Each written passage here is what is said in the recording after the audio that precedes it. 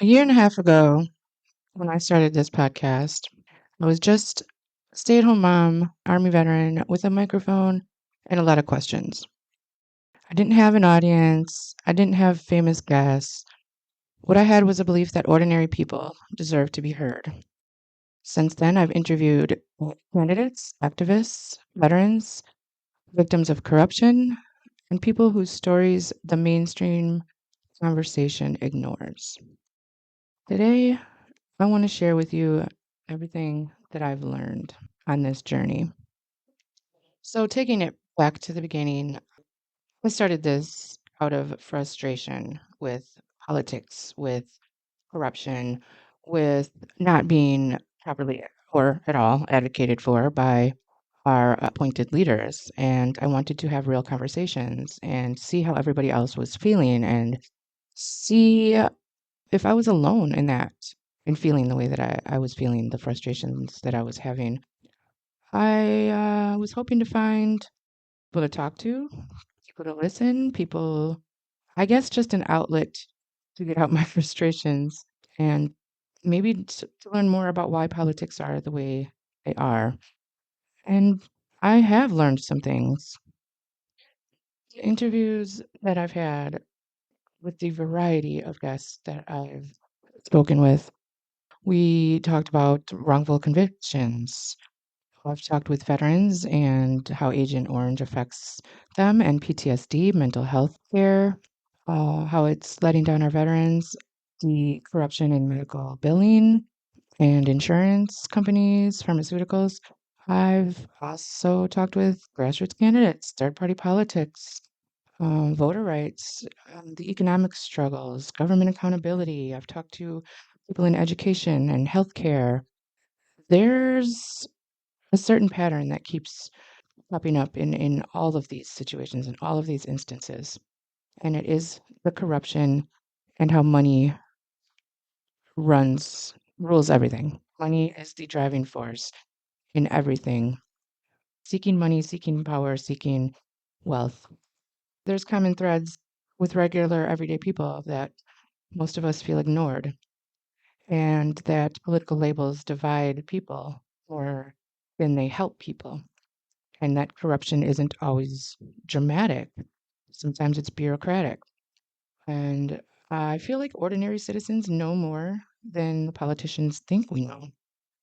And I've also learned that we agree on more than social media likes to suggest. Okay, to expand, people feel powerless, and it's not because we're weak, it's not because we're lazy, it's because many people feel like these major decisions affecting their lives are made from afar by people that they'll never meet and systems that people just don't understand. Um, the situations that we're in, these people that are making decisions will never understand. I heard it from people frustrated with healthcare, struggling financially, candidates trying to challenge the political establishment. Different issues, same feeling that ordinary people just don't have enough influence over the institutions that affect our daily lives. Whether that perception is entirely accurate or not, the feeling itself is real. And when enough people feel powerless for long enough, frustration begins to replace trust. And that is exactly what has happened in our government. I feel, for the most part, as society has lost trust in our government and the establishments. The second thing I noticed is how quickly labels can shut down conversations. I mean, the moment someone is called conservative or liberal, socialist, MAGA, progressive, etc., many people stop listening and start assuming. But sitting across from real people has taught me something. Human beings are far more complicated than the labels we put on them. I've heard people with completely different political identities agree on many things. They disagreed on solutions, but often shared the same concerns. And the loudest voices online often make it seem like we're enemies. Just because we don't agree on something does not make us enemies, and we need to remember that.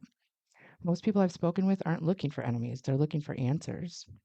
Another thing I've learned is that many of the issues people are angry about did not appear overnight and don't belong to one political party. Healthcare problems didn't start with one president. Economic inequality didn't start with one administration. Distrust in government didn't appear because of one election. These are issues that have been building for decades. And if we're serious about solving them, we probably should be willing to look beyond team politics and ask harder questions about the systems themselves. And that's uncomfortable because it means there may not be one villain or one election that fixes everything. And this one might be the most important that I've learned. People just want to be heard, not managed, not marketed to, not talked down to, but heard. Many guests came on this show not because they expected fame or because they thought they'd go viral. They came on because they had a story that mattered to them and they wanted someone that was willing to listen to them. The daughter of a veteran, a candidate fighting impossible odds, someone who believes they've been wronged by the justice system, an activist trying to protect voting rights. Every one of them wanted the same thing, a chance to tell their story. And whether listeners agree with them or not, it's still very valuable. Fear is driving much of the conversation, is another thing that I've noticed. It shapes modern society. Fear of losing jobs, fear of crime, fear of immigrants, fear of government, fear of corporations, fear of the future, fear of each other. Fear can be useful when it warns us of genuine danger, but fear can also make us easier to manipulate and stymie perspectives. When people are afraid, they're more likely to stop listening, more likely to retreat into separate camps, more likely to see opponents instead of neighbors. I've become increasingly convinced that many of our biggest challenges cannot be solved while we're constantly being pushed to fear one another. Yet, after hearing all of these stories, I feel there's still hope. I mean, it would be easy to become cynical. And trust me, some days it's very tempting. Because I've met people who refuse to quit. I've met candidates running against impossible odds, and veterans that still serve their communities.